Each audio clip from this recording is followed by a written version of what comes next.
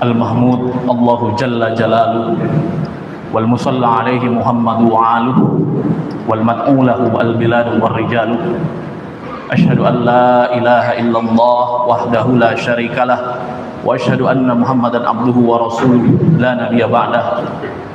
Faqala Allah Ta'ala fi kitabihil karim, a'udzu billahi minasy syaithanir rajim. Innallaha wa malaikatahu yusalluna 'alan nabi ya ayyuhalladzina amanu sallu 'alaihi wa sallimu tasliman. Wa qala aidan fi ayatil qad nara taqalluba wajhika fis sama falanwalliyannaka qiblatan tardaha fawalli wajhaka syatral masjidil haram al-ayah.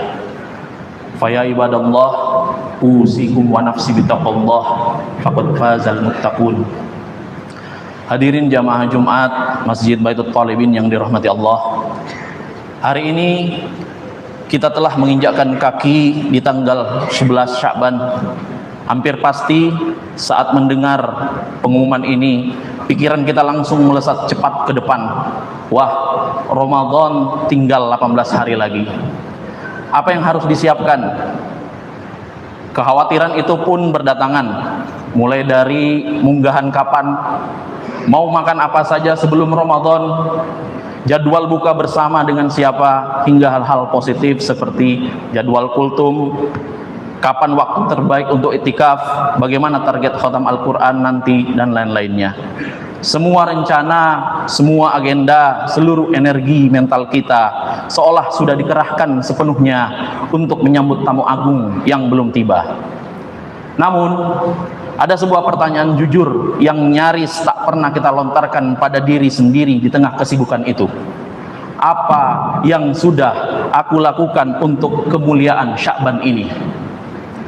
Kita begitu fokus merancang bangunan megah bernama Ramadan di masa depan, hingga kita melupakan fondasi kokoh yang bernama Sya'ban yang sedang kita pijak saat ini.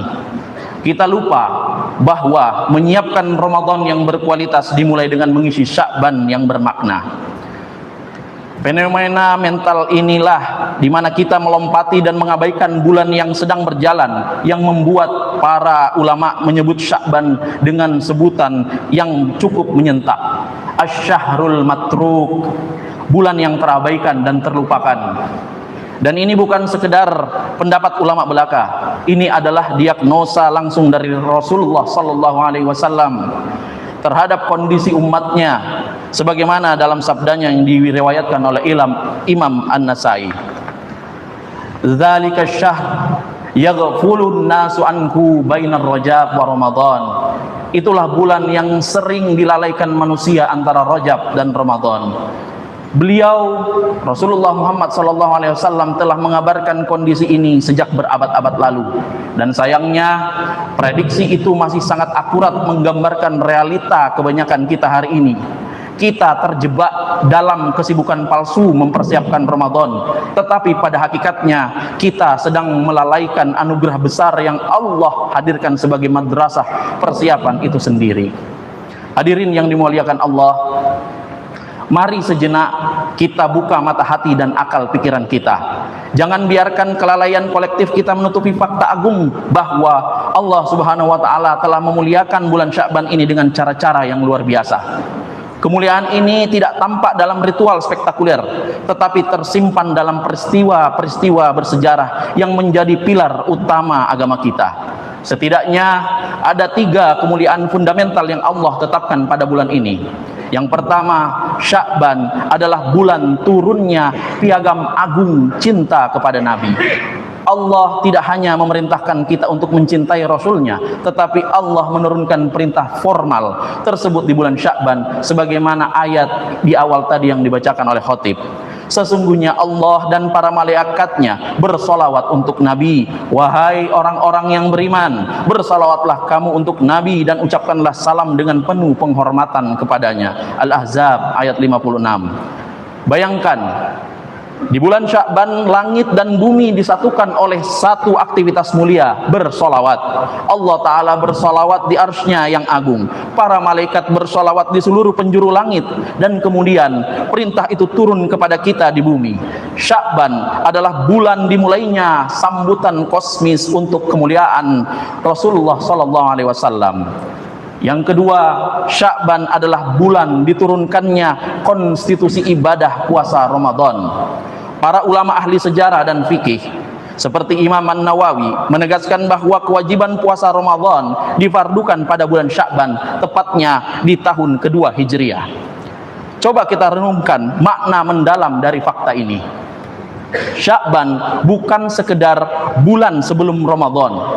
Ia adalah bulan pengesahan, bulan konstitusi. Disinilah Allah menetapkan dan mengumumkan kepada seluruh alam semesta tentang akan dimulainya sebuah bulan istimewa bernama Ramadan. Tanpa dekret ilahi yang turun di Sya'ban ini, tidak akan ada kewajiban agung puasa sebulan penuh. Dengan demikian, Sya'ban adalah gerbang resmi dan sakral menuju kemuliaan Ramadan. Mengabaikan gerbangnya sama saja tidak menghormati istana yang akan kita masuki. Yang ketiga, Sya'ban adalah bulan diluruskan arah spiritual umat melalui peralihan kiblat. Peristiwa monumental dalam sejarah Islam, peralihan kiblat dari Baitul Maqdis di Palestina ke Ka'bah di Mekah terjadi pada malam nisfu Sya'ban. Peristiwa ini bukan sekedar perubahan arah geografis, ini adalah pelurusan arah spiritual dan pemusatan tujuan hidup segenap umat Islam. Sebagaimana firman Allah yang tadi khotib bacakan di awal, sungguh kami melihat wajahmu wahai Muhammad sering mengenang-ngadah ke langit, maka akan kami palingkan engkau ke kiblat yang engkau sukai. Hadapkanlah wajahmu ke arah Masjidil Haram. Di bulan Sya'ban inilah Allah mengajarkan kita pelajaran besar. Sesekali kita harus berhenti dengan mengevaluasi dan meluruskan kembali arah perjalanan hidup kita. Apakah selama ini kiblat hidup kita, tujuan, prioritas dan kecintaan kita sudah tertuju hanya kepada Allah atau masih tercerai-berai kepada dunia? Sya'ban adalah bulan koreksi total dan pelurusan niat, dan inilah sebenarnya bekal terpenting yang harus kita siapkan sebelum memasuki Ramadan. Hati yang lurus dan tujuan yang tunggal hanya untuk mengharap ridha Allah semata.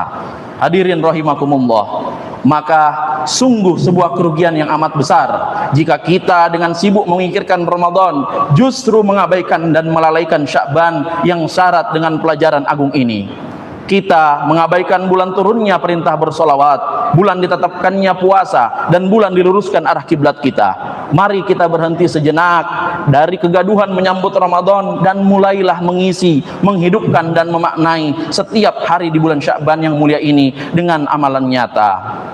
Hadirin yang berbahagia, setelah kita memahami betapa mulianya Sya'ban dan betapa kelirunya kita mengabaikannya, maka tibalah pada pertanyaan yang paling penting. Lalu apa yang harus kita lakukan mulai hari ini tanggal 11 Sya'ban? Jawabannya bukanlah teori yang rumit, melainkan praktik sederhana yang dicontohkan langsung oleh Rasulullah SAW. Ibarat seorang atlet yang akan bertanding di Olimpiade, beliau tidak datang dengan tubuh yang kaget, melainkan dengan latihan intensif yang disebut dengan ta'dibun nafs, pendidikan jiwa yang terencana. Amalan yang pertama dan utama, memperbanyak puasa sunnah sebagai latihan kardio rohani. Ini adalah ciri khas Nabi di bulan Sya'ban. Beliau tidak puasa sebulan penuh, tetapi beliau memperbanyak puasa di dalamnya hingga membuat para istri beliau heran. Sebagaimana dikisahkan oleh Aisyah radhiyallahu anha, Rasulullah SAW biasa berpuasa berturut-turut hingga kami mengatakan beliau tidak akan berbuka, dan beliau berbuka beberapa hari hingga kami mengatakan beliau tidak akan berpuasa, dan aku tidak pernah melihat beliau berpuasa dalam satu bulan lebih banyak daripada puasa beliau di bulan Sya'ban. Mengapa ini penting? Puasa Sya'ban adalah pemanasan otot kesabaran, latihan pernapasan, pengendalian hawa nafsu, dan pengondisian jam biologis tubuh kita. Dengan berpuasa sunnah, kita mengajari tubuh kita untuk terbiasa menahan lapar dan dahaga, sehingga Ramadan tiba, tubuh kita tidak kaget, dan kita bisa fokus pada kehusyuan ibadah, bukan sekedar menahan lapar. Jadi puasalah di sisa Sya'ban ini, meski hanya 2 atau 3 hari, itu lebih baik daripada tidak sama sekali dan masuk Ramadan dengan kondisi mentah. Amalan kedua, memperbanyak sholawat dan membaca Al-Quran dengan nutrisi hati dan lisan. Kita telah tahu bahwa perintah sholawat turun di bulan ini. Maka memperbanyak sholawat di Sya'ban adalah bentuk mensyukuri dan merespon langsung wahyu yang turun. Setiap sholawat yang kita ucapkan bagai pembersih spiritual yang menyapu debu kelalaian dari cermin hati, sehingga hati kita bisa lebih jernih memantulkan cahaya Ramadan. Demikian pula dengan Al-Quran. Ramadan adalah bulannya Al-Quran. Tidak ada persiapan yang lebih baik selain mulai membangun keakraban dan ritme tilawah dari sekarang. Jadikanlah sisa Sya'ban ini sebagai waktu untuk membiasakan lisan kita bergerak dalam zikir dan tilawah, agar di Ramadan nanti membaca Al-Quran bukan lagi beban, tetapi menjadi kebutuhan dan kenikmatan rohani. Mulailah dengan target yang kecil, yang konsisten, seperti satu hari satu halaman atau satu hari satu juz sebagai pemanasan. Ahabbul a'mali ilallah adwamuha wa in qalla. Sungguh amalan yang paling dicintai oleh Allah adalah konsistennya meskipun sedikit. Amalan ketiga, bertaubat dan bermuhasabah sebagai bentuk pemeriksaan medis dan pembebasan beban jiwa. Bayangkan seorang atlet yang akan bertanding dengan membawa beban di pundaknya, mustahil ia bisa mencapai performa terbaik. Dosa dan kesalahan adalah beban itu. Sya'ban adalah waktu yang diberikan Allah untuk kita bisa melepas beban sebelum lomba besar Ramadan dimulai. Bertaubatlah dengan sebenar-benarnya taubat, taubatan nasuha. Lakukan muhasabah, hitung dosa dan kelalaian kita, minta maaf kepada orang yang kita sakiti, lunasi hak-hak yang tertunggak, dan bersihkan hati dari penyakit-penyakitnya seperti dendam, iri, dan sombong. Masuklah ke dalam Ramadan dengan jiwa yang ringan, hati yang bersih, dan catatan amal yang telah dibereskan. Inilah makna dari sabda Nabi, barang siapa berpuasa Ramadan dengan penuh iman dan mengharap pahala, akan diampuni dosa-dosanya yang telah lalu. Riwayat Bukhari Muslim. Taubat di Sya'ban adalah ikhtiar kita untuk mempersiapkan diri agar layak menerima janji pengampunan agung di Ramadan. Hadirin rahimakumullah, mari kita tinggalkan kelalaian yang hanya berangan-angan. Ramadan tidak akan lebih berkualitas hanya dengan rencana di atas kertas. Ramadan yang berkualitas lahir dari Sya'ban yang diisi. Isilah sisa 18 hari ini dengan aksi nyata. Berpuasalah sebisa kita. Penuhi waktu dengan salawat dan tilawah, dan bersihkan hati dengan taubat. Jadikan Sya'ban bulan di mana kita menjadi atlet rohani yang siap, tangguh, dan penuh harap untuk menyambut pertandingan ibadah terbesar dalam setahun. Aqulu qawli hadza wastaghfirullahal azim li wa lakum wa lisairil muslimina wal muslimat fastaghfiruhu innahu huwal ghafurur rahim.